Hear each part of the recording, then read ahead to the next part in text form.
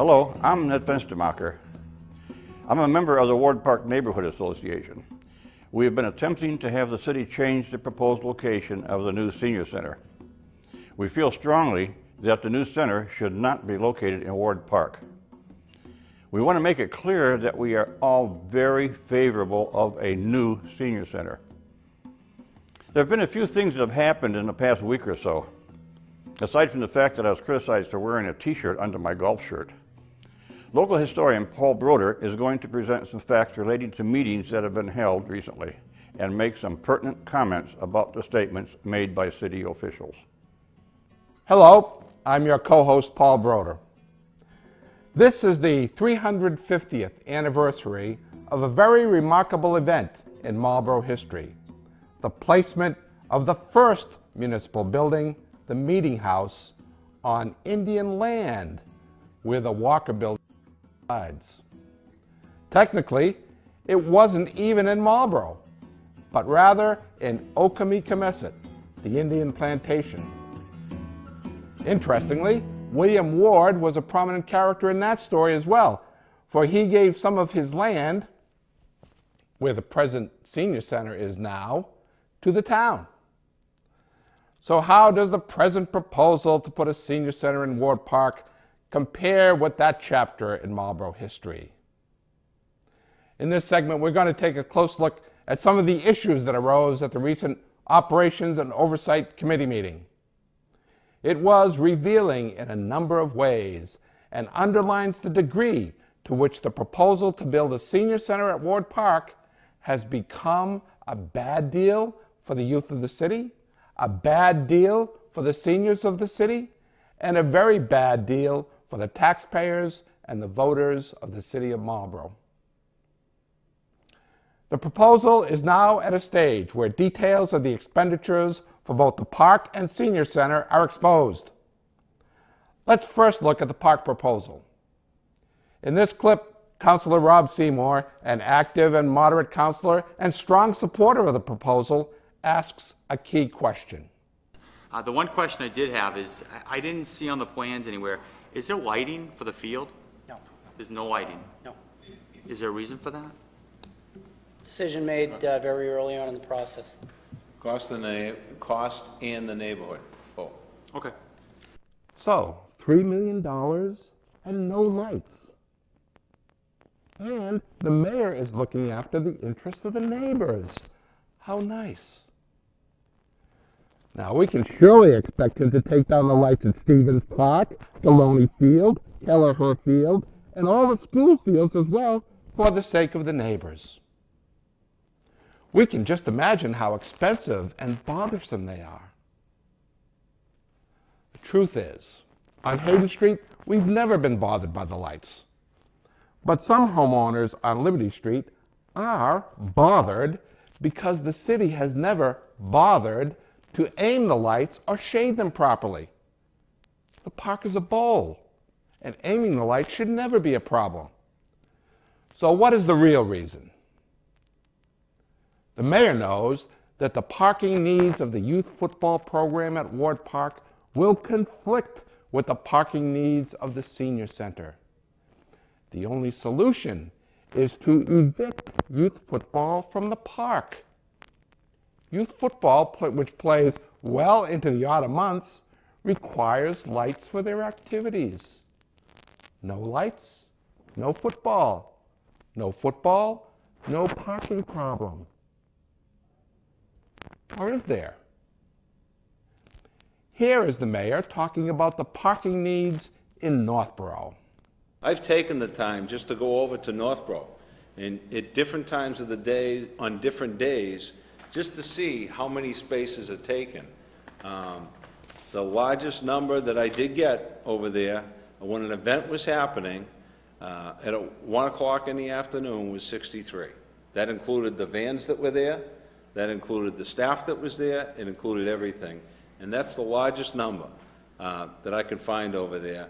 They averaged around a dozen to 15 cars. But there's no question on those 3 or 4 big events, it's going to be tight. Not going to be tight like it's been for football down there for the last few years, but it is going to be tight.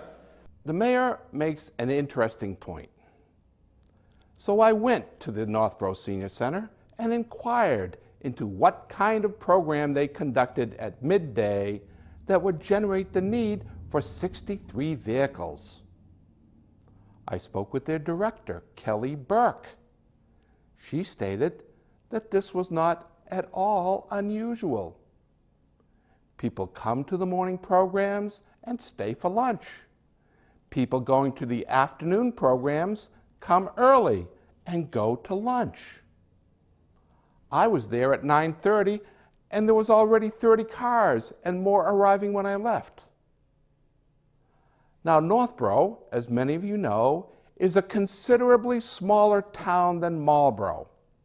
In the 2010 census, there were 2,783 seniors in Northborough and 6,734 seniors in Marlborough. That same event that drew 63 cars in Northborough could be expected to draw 152 cars at the new Marlborough Senior Center. The plan calls for 70 parking spots. Pray tell, where are we going to put the cars? In 2020, the Marlborough senior population is projected to be 9,047.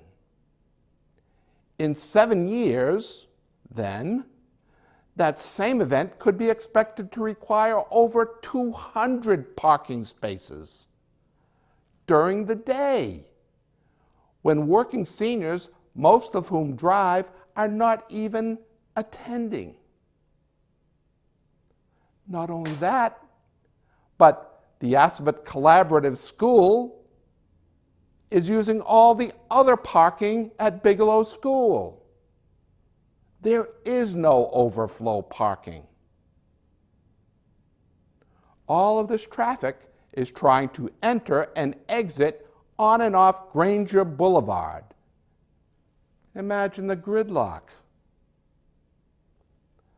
I directly challenge the supporters of this proposal to open debate on this issue.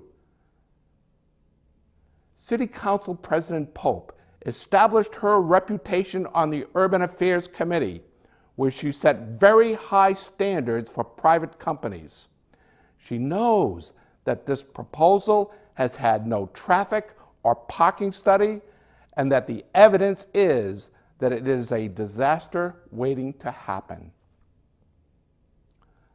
I challenge the president of the council to do the right thing.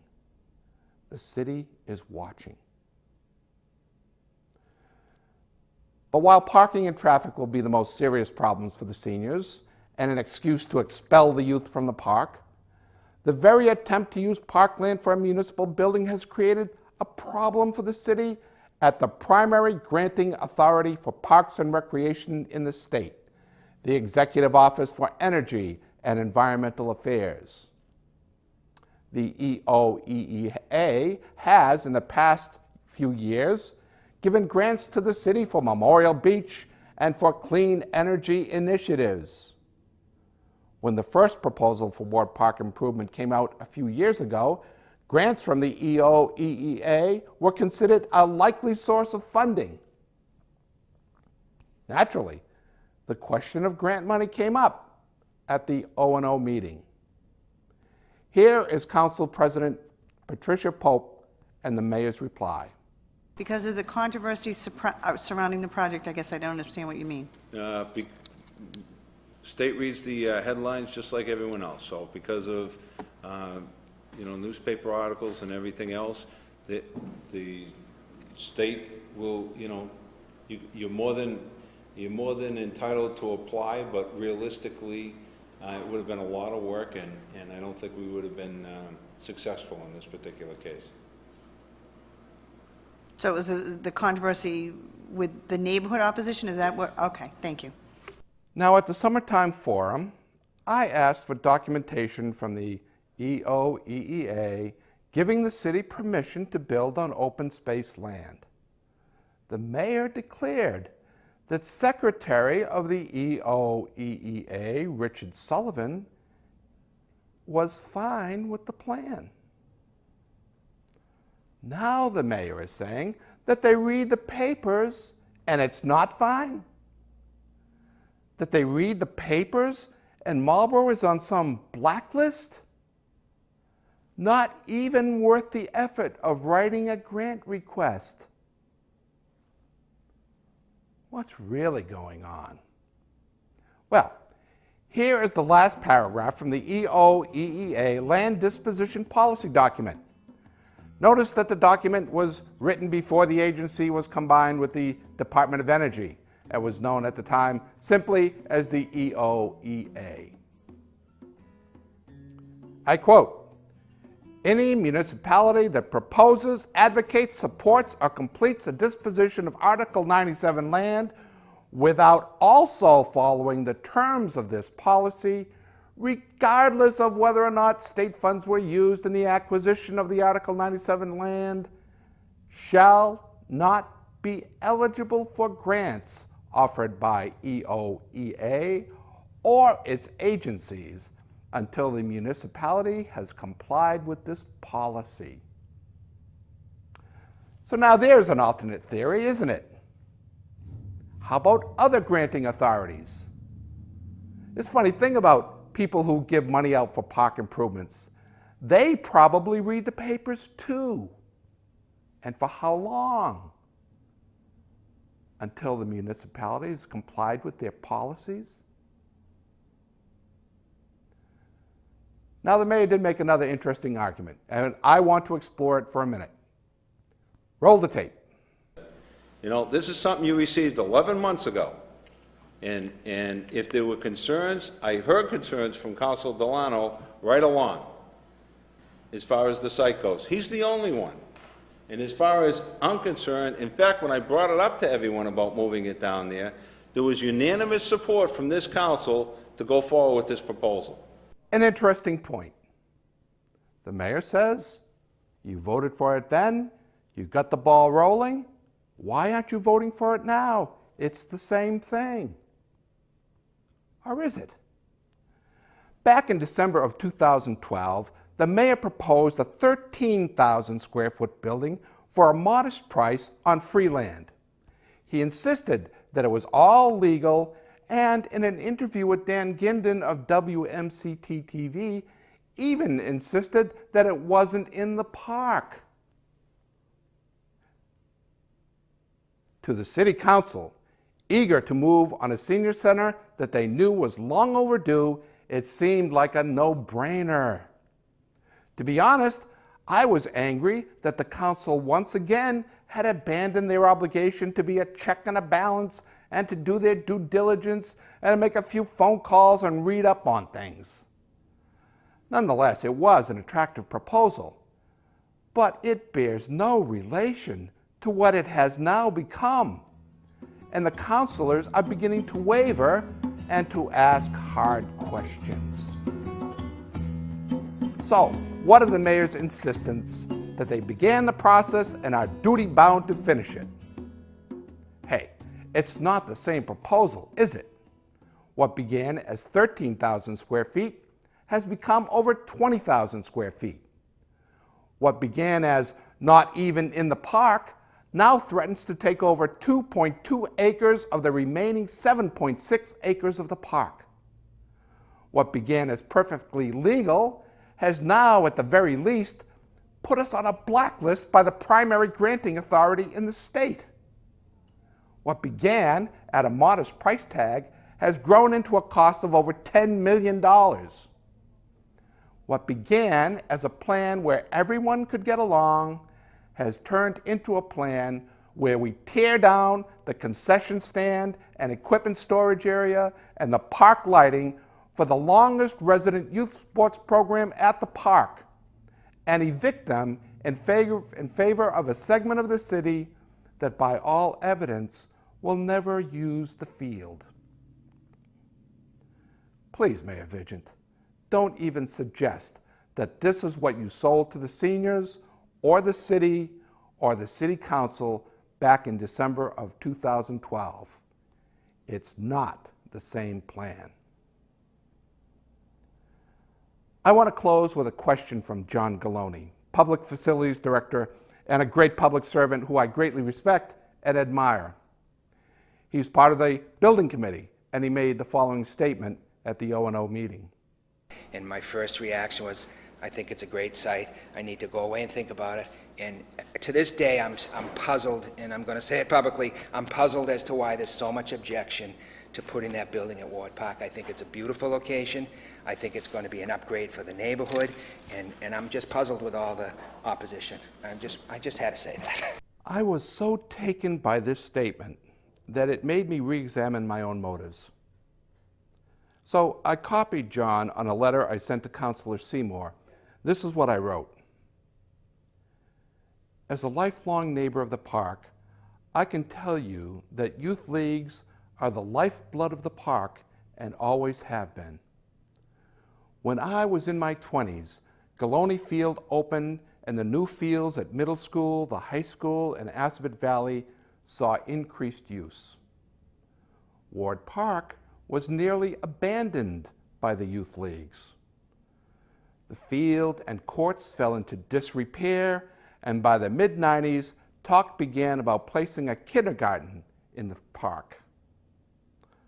I view the current proposal in light of this distasteful history. The presence of youth lacrosse and youth football, regardless of parking issues, is exactly what the park needs. And any proposal that threatens this dynamic, especially one that is in clear violation of Article 97 of Massachusetts general law, will be met with resistance by the neighborhood. I continued. In closing, I would just remind you that when Ward Park first opened, it was over 19 acres. First Bigelow School, and then Granger Boulevard, now a senior center. Each of these projects removed parking space. I am personally mystified why any neighbor would be in favor. The official acreage, though I don't personally believe it, is 7.6 acres. The senior center, with parking, removes another 2.2 acres. I am personally mystified why any neighbor or any citizen of Marlborough or any city councilor would be in favor. This is Paul Broder.